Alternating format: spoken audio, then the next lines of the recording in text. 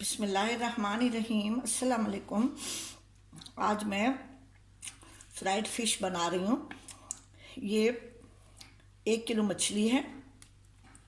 इसके मैंने पतले पतले पीस बनाए हैं। जो ये गोश्त जो है ना, इसको मैंने कट लगा दिया है। यहाँ पे मैंने कट नहीं लगाया, वरना ये टूट जाएगी।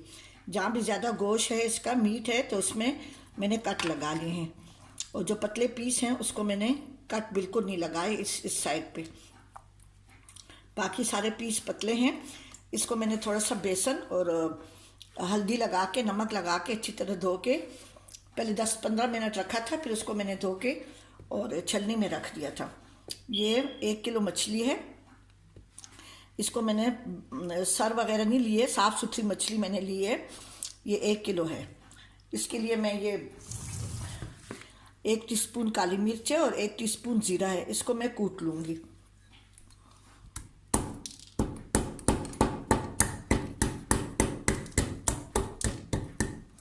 इस तरह से मैं इसको अच्छी तरह से कूट लूँगी। ग्राइंडर्स के बजाय इस कुंडी में, जब लंगरी, इसको हम लंगरी कहते हैं, इसमें मसाला कूटते हैं कि उसका मज़ा बहुत ज़्यादा अच्छा होता है। ये 2 टेबलस्पून बेसन है, ये ½ टीस्पून पिसी हुई अदरक है, नमक है और कुटा हुआ धनिया है। ये बेसन है 2 टेबलस्पून, 1 टीस्पून कुटा हुआ धनिया है और नमक हस्बे जायका है और पिसी हुई अदरक है, ½ टीस्पून है, आधा चम्मच है। ये खुश्क पुदीना है और अजवाइन है, 1 टीस्पून अजवाइन है और ये खुश्क पुदीना है।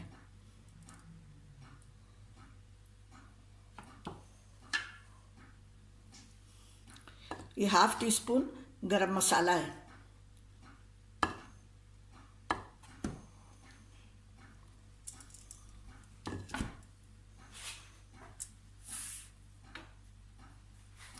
ये काली मिर्च और जो जीरा मैंने रखा हुआ है कूटने के लिए, उसमें ये मेथी दाना है, ये मैं उसके साथ कूट लूँगी।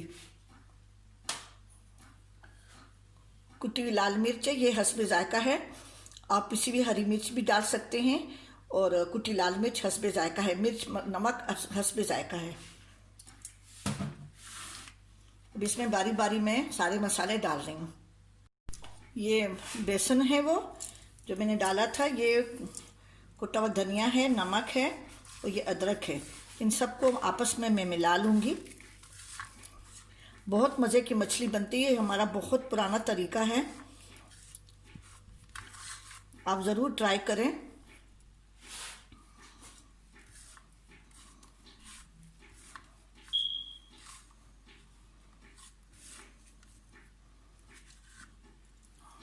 ये वो पिसी अजवाइन और पुदीना मैंने कूट लिया है। ये कुटी लाल मिर्च, काली मिर्च और कुटा हुआ ज़ीरा है और ये गरम मसाला है।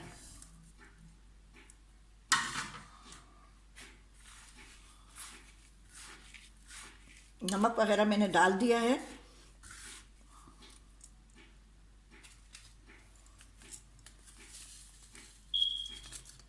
ये जो हम खाने बाज़ार से मंगवाते हैं ना, बाहर से, तो ये उसके साथ मिर्चें वगैरह आती हैं, कुटी मिर्च, तो मैं इसीलिए उसको ऐसे रख लेती हूँ। मिर्च और नमक आपकी अपनी मर्ज़ी के ऊपर है कि आप कैसी कितना पसंद करते हैं।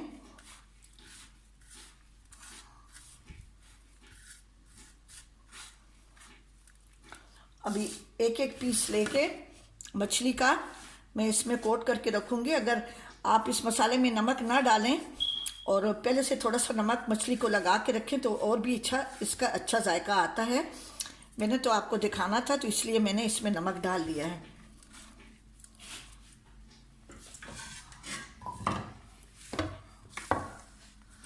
इसको मैं फ्रीज करूँगी। देखिए, एक एक पीस मैंने लिया है। अंदर अंदर जहाँ से मैंने कट लगाए हैं, आप इसको, ये जो मैंने इसको अगर ऐसा आप करेंगे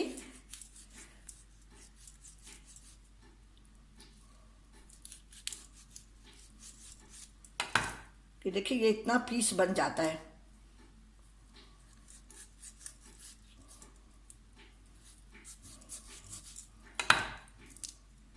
इसमें भी देखें आप,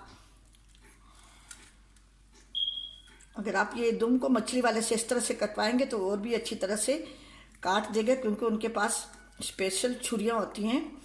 हमारी तो घर की यूज़ की छुरियाँ होती तो इतनी तेज़ नहीं होती बाज़ औक़ात। इसी तरह से सारे पीसीस पे मैं इस तरह से मसाला रख दूँगी।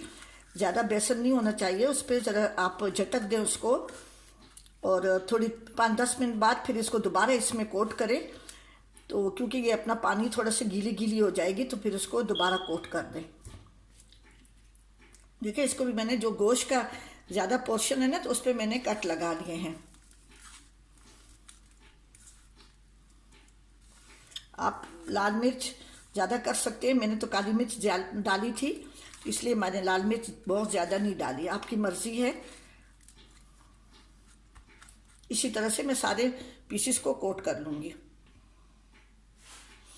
अभी मैंने मछली को सारा मसाला लगा दिया है, इसको इसमें बाउल में डाल रही हूँ। और ये जितना भी बचा हुआ मसाला है, या तो इसको आप दोबारा कोट कर दें या इसी के ऊपर सारा डाल दें और 10 से 15 मिनट रखें, तो फिर दोबारा इसको हाथों से मिक्स कर दें ऐसे, और फिर जब 10 मिनट बाद फिर दोबारा मिक्स कर दें। इसको मैं अभी ढक के रख रही हूँ 10 से 15 मिनट तक, फिर इसको मैं फ्रीज करूँगी। ये मछली को मैंने 15 मिनट तक रखा था, देखिए गीली हो गई है और सारा मसाला इसके साथ देखिए लग गया है, इस पे कोट हो गया सारा मसाला। अब इसको मैं फ्रीज करने के लिए ऐसा करूँगी कि ये मैंने ट्रे रखा है,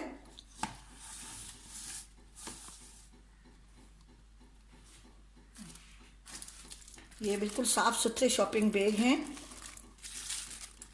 इसी में फिर इसको मैं जब फ्रीज़ हो जाएगी तो फिर मैं इसी में इसको रखूँगी, क्योंकि बड़े कंटेनर में अगर डब्बे में रखें तो फ्रीज़र में बाज़ों का जगह नहीं होती। अब एक एक पीस मैं इसके ऊपर रख दूँगी, इसी तरह से मैं इसको फ्रीज़ करूँगी। देखिए अंदर तक सारा मसाला चला गया, मैंने इसको सब कट लगा दिए हैं, इस पे बेसन लगा हुआ है तो ये नहीं होगी, टूटेगी नहीं बिल्कुल। बेसन बहुत ज़्यादा नहीं लगाएं,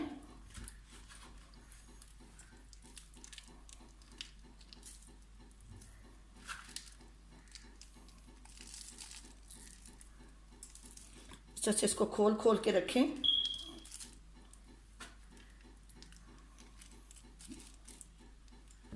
इसी तरह से मैं इसी ट्रे में इसको भी मैं हल्का सा कट लगा रही हूँ। देखिए मैंने इसको इस तरह से कट लगा लिया है, इसका ये बचा हुआ मसाला है तो ये मैं इसके ऊपर लगा लूँगी ताकि इसमें अच्छी तरह से मसाला और नमक चले जाए, इसमें इसका जायका आ जाए और ये बिल्कुल नहीं टूटेगी। जो पतले पीसेज हैं उसको आप कट ना लगाएं। देखिए इसके ऊपर जो बचा हुआ मसाला है, जो खुले हुए पीस है ना, इसके ऊपर मैं लगा रही हूँ और इसको मैं इसी तरह से, देखिए बचा हुआ मसाला है,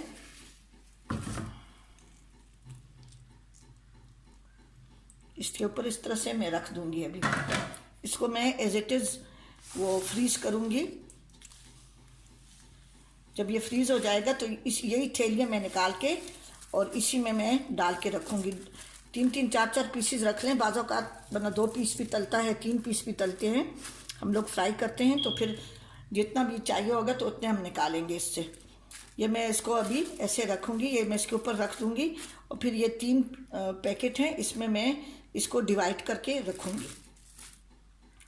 ठीक है जी। जब ये फ्रीज हो जाएगी तो बस इसी तरह मैं थैले निकाल के और थैलियों में डाल के मैं रख दूँगी। ठीक है जी, आप भी ज़रूर इसी तरह से मछली फ्राई करें। हमारा ये बहुत पुराना तरीका है और हमारे तरह तो पेशावर में KPK में बहुत तरीके से मछली बनती है।